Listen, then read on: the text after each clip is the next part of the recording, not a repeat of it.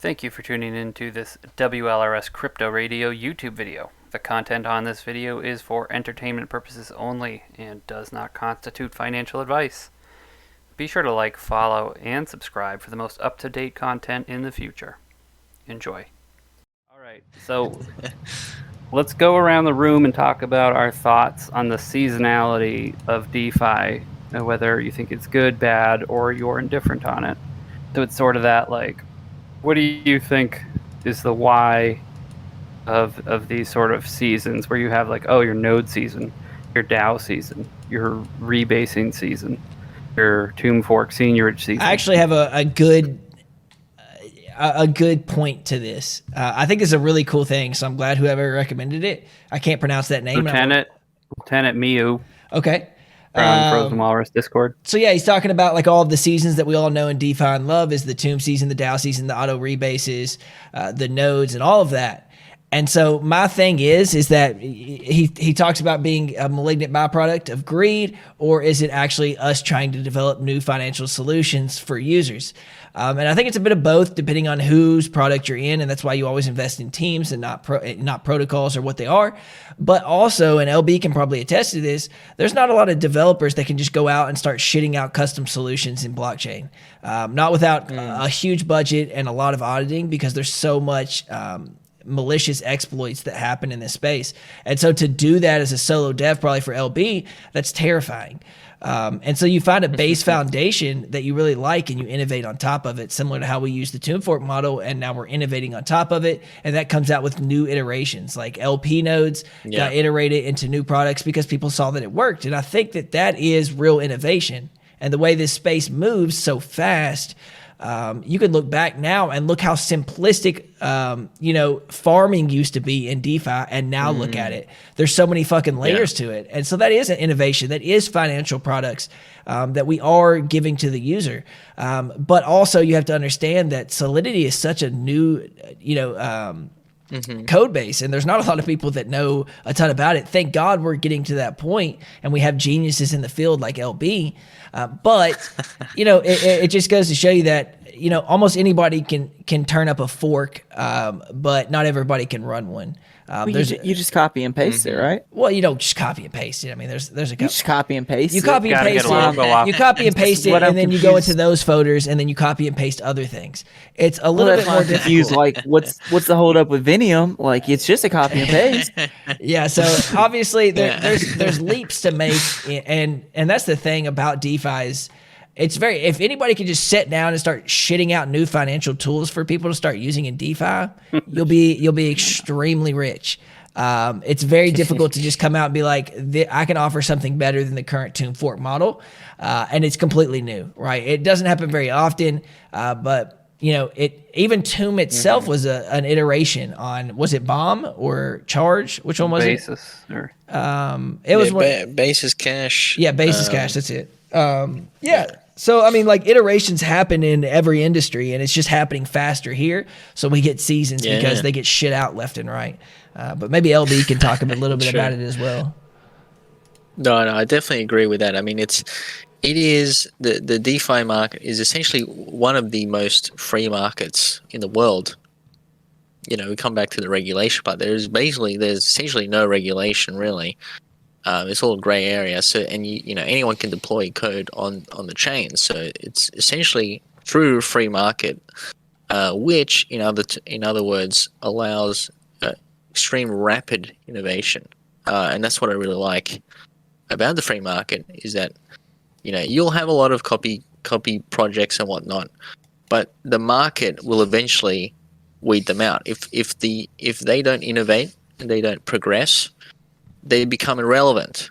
And then the ones that are that do innovate, they do continually to serve the market, they come out on top. So I think the market is a good regulator in that regard, where it will always want innovative products, and people will deliver that because they know that the market wants that. So it takes time for new innovations to come over, and it's more small steps. We'll change this little feature. Yeah, we We'll can see how copy the and market reacts, we can yeah. copy and paste all day, but LB can tell you. I mean, we're running 18 hours a day, with little credit, and that's Yeah. because we're sitting here trying to do new things and innovate on the current features that we have because we found a model that we liked, and now we're innovating on top of it. Or most DeFi protocols, realistically, are bootstraps or some type of a way to get liquidity from the market. Is Yeah. offering something to the user, and in return we get liquidity, and that's really all it is. And you can dial it whichever way you want, but Rebases, that's ended up being what they did, and they did a great job at extracting liquidity from your wallets and putting it in their accounts. And they were a little bit more vicious about it, but every single protocol that I know of existed. It's like a startup company, and there's 1,000 Yeah. startup companies that look exactly like other startup companies in the real world. So of course there's always greed involved, but at the end of the day, there are people that are really trying to make the space better and innovate on top of the current models that we have. Right. Yeah, I think exactly. if you take all of the innovation out of the picture, subtracting the very first innovation of that, very first iteration of that thing. So let's take our DAO season. We have Olympus, right? And it works really well. And they don't innovate after that, right? They just run the Olympus model.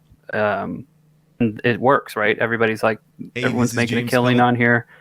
3% a day. It's nuts. You got to get in here. So they copy and paste it, right? But no new innovation on top of that. So eventually people figure out how to get the liquidity that Austin was talking about into their wallets, right? They figure out how to beat that game, right? But it's not a game, right? It's just a financial tool. But they figure out how to best play that game, right? And so then a new iteration comes along, like your auto rebaser or your nodes, and it works. And then people figure out the best way to play that game. Like even it goes down to even the P2E games, right?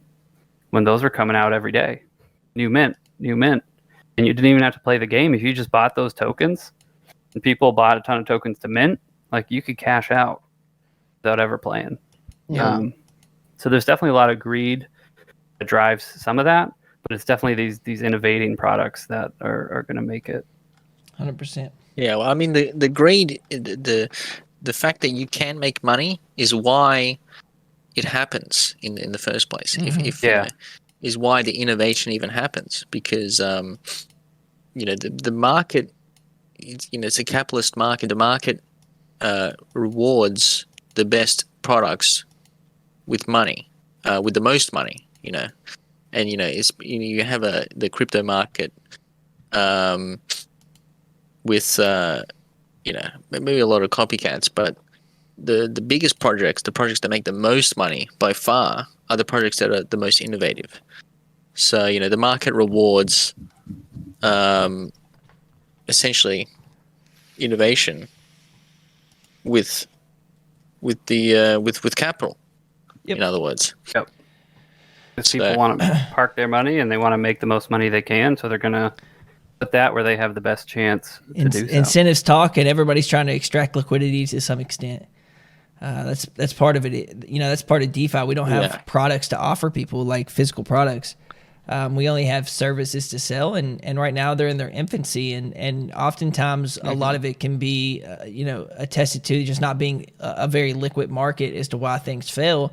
But again, eventually innovation will prevail, and the teams that are doing it will find a way. I think, anyway. I have to believe that. Of course, being a protocol owner, I wouldn't be doing this if I thought there was if there was like an end in 2 weeks. I wouldn't be doing it, right? Like I plan to be here for a very long time, and it's just I guess it's both. That we are developing financial solutions, and also what happens in the market is a byproduct of some greed on both developers, project owners, and communities in DeFi. Mm-hmm. Yeah. Dylan, you got anything to add?